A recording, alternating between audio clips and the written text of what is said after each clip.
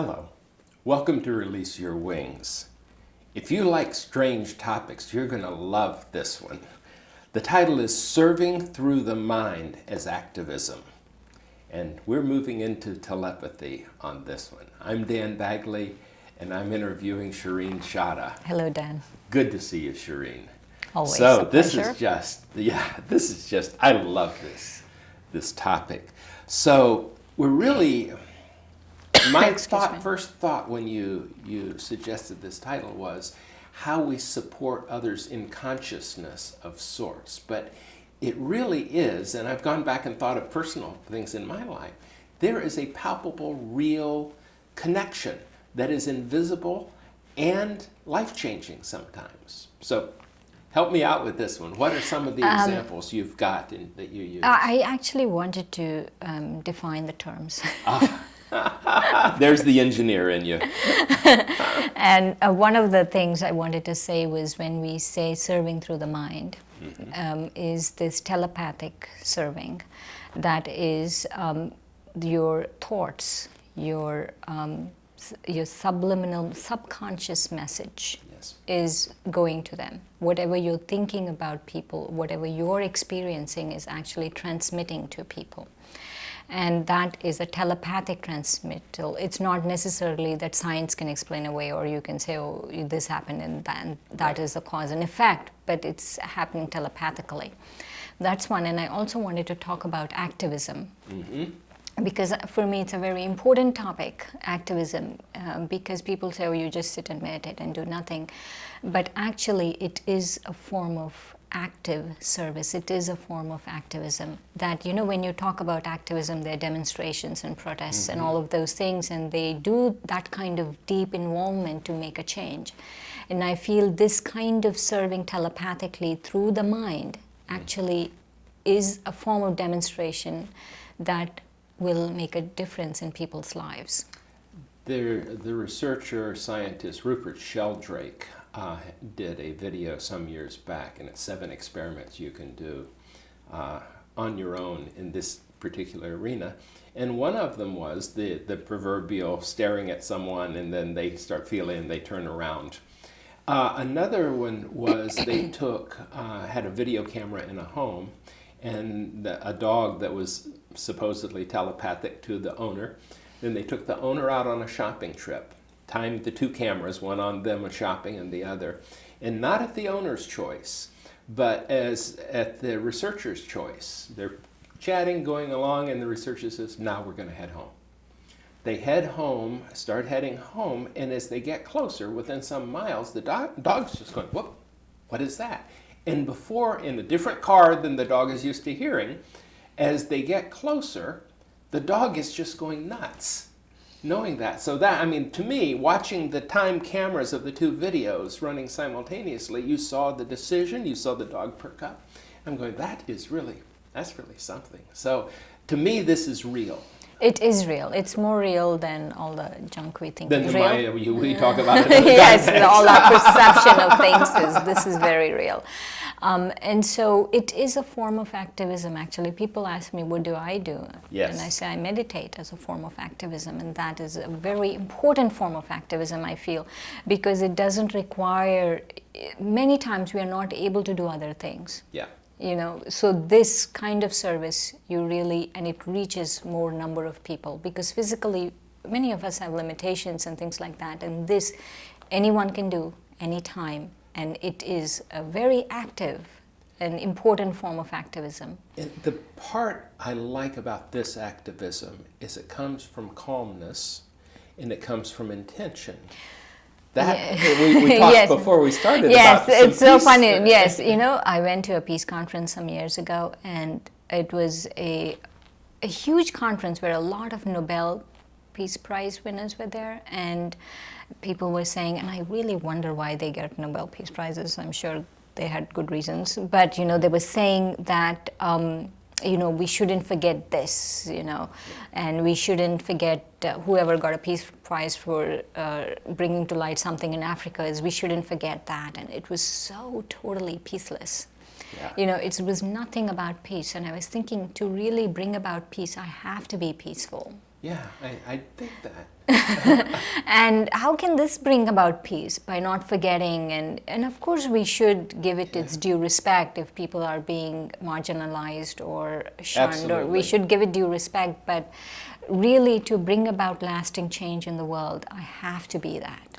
Moving it to brain studies that are pretty current now, we make a lot of decisions with the executive function of the prefrontal lobe.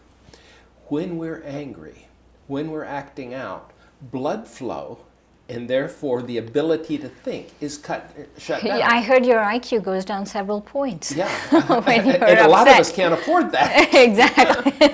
When you're upset. And really, you can't cut fire with fire. Right. You can't say, let's bring about peace with violence and anger. violence and anger. It's not possible.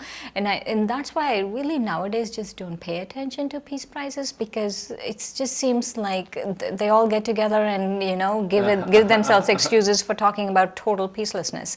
But this really brings about change. Yeah. This really, it's like you bang for your buck. You put in 10 minutes a day, and you will see change.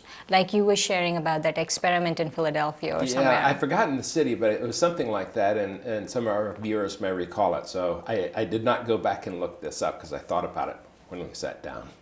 But I was involved with the Transcendental Meditation folks some years back, and I remember the Maharishi Yogi actually saying, we're going to do an experiment in another month or so, and I believe it was Philadelphia, it's a major city in the United States.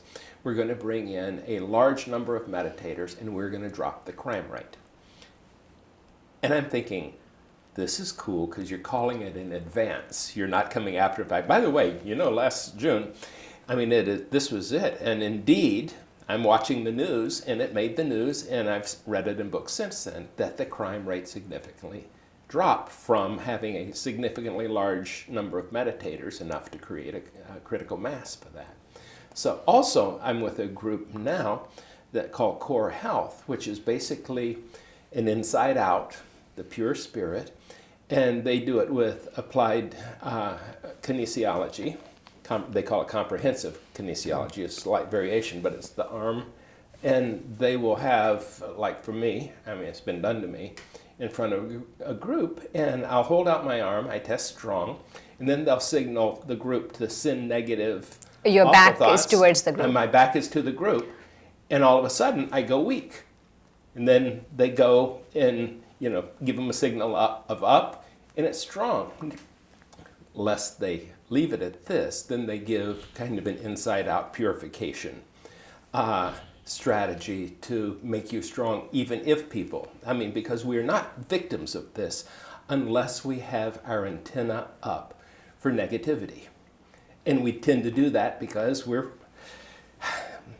in evolution, that saber-toothed tiger, we had to be watching out all the time. Now that tiger's been dead a while, but we still keep up that negative thing coming in. So part of meditation, part of Core Health's thing is cleaning one, spiritually, letting go of the junk, is getting that strong core, that beautiful point of light. Your term rather than theirs. Yeah, I was thinking that there are various ways you can do this, the serving through the mind, and various ways, and you have to learn to be very pure first. But also your intentions, your hopes, your wishes, your blessings for people have to be the highest. Yes. And I use various techniques, and I actually take some time during the day to do it. At specific times during the day, I take some and say, this is for serving the world through my mind. And various techniques is I come into the body. The soul is in the body, and the soul is a pure, peaceful being, and I'm experiencing that. But also, I'm sending that experience to everyone, and everyone is experiencing that. That's nice. as not as a costume, because what's happened is we've used this costume so much now, it's really worn out. It's like any dress, you've worn it for such a long time, it's just worn out and it needs I'm noticing my costume aging more yeah, so rapidly it needs to be put in the shelf. And also the other thing is that we all have a body of light. Just the same shape as a physical body, we all have a body of light, and that using that body of light and that very pure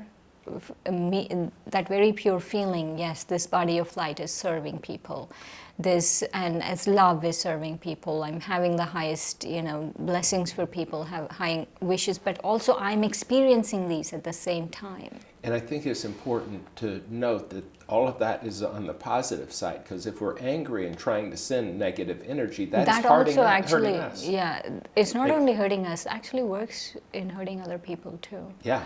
That's why, the dark arts like, Yeah. black magic and all, in a way they work because it's a very powerful force. And so we have to learn to use the goodness of it, not only for ourselves, but for everyone else. But also first for ourselves, to have a protective shield that no one's vibration really affects us, even if they're sending negativity towards us. And also that because the mind, what happens is if it's idle, it really gets into a lot of trouble. It conjures up a lot of things about, negative things about people and this and that, all our fears, everything.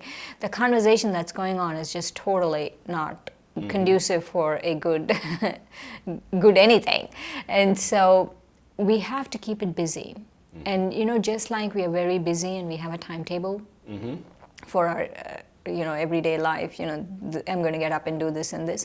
In the same way, we should have a timetable for the mind. And if we keep that timetable for the mind, not only do I transform, but I really help other people transform. So when you say a timetable, do you mean a special time that you send out good thoughts? No, a special list of things. I think of, not time. Like a to-do list yes. almost. In the costume, I have time. So let's say I go to work at this time, and so the physical body has a time. I'm in that dimension of time. But the mind, you take it away from time and you say, this is the to-do list. But it's a nice spiritual to-do list. Right.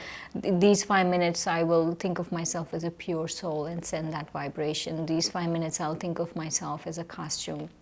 Separate and have that experience and send that to everyone. These 5 minutes I will go to my sweet silence home and send that vibration to everyone, like that. So I'm hearing that more in what helps you radiate that goodness than creating an armor to keep other things from coming in. Right. No, both actually, both. You think these, you experience these, and you create that armor, but also you send it out. Because more than even other people, right, my own thoughts are my biggest enemy. My own Maya is my greatest enemy because my perception is so great. Right. I'm not saying that other people cannot be your enemies, but not as much as your own self. Because it's the original Trojan horse may be the ideas coming in beyond the fortress of our protection. Looking like a gift, but not serving us well. Yes, yes. So, we have our practice and all. Is there any one thing that makes you go, oh, now it's time for me to practice this, to use my mind? No, I would suggest that we create a time for it. So part of our meditations each day is... Yes, is not only to serve the world, really. That we are part of citizens of the world. We have to become harmonious partners with the world, and so we have to really learn to serve it. And if we have someone we're having an issue with, we don't try to change them or send bad stuff to them. We just love them as one of the ways we interact with the world. Yeah. Is that right? Right. And also, I want to clarify something. The way you do it is you experience it. Yes. If I want to send peace, I experience peace first internally, and then in that experience I say, let me transmit it to everyone else. And nice. That experience will become a positive upliftment for people. Right. And my personal experience, or at least belief is, and it will draw other positive people more into our lives as we send this out, then it resonates back with others in that same sense. Nicely done, Shireen. Thank you. Thank you, Dan. And thank you for joining us. Goodbye.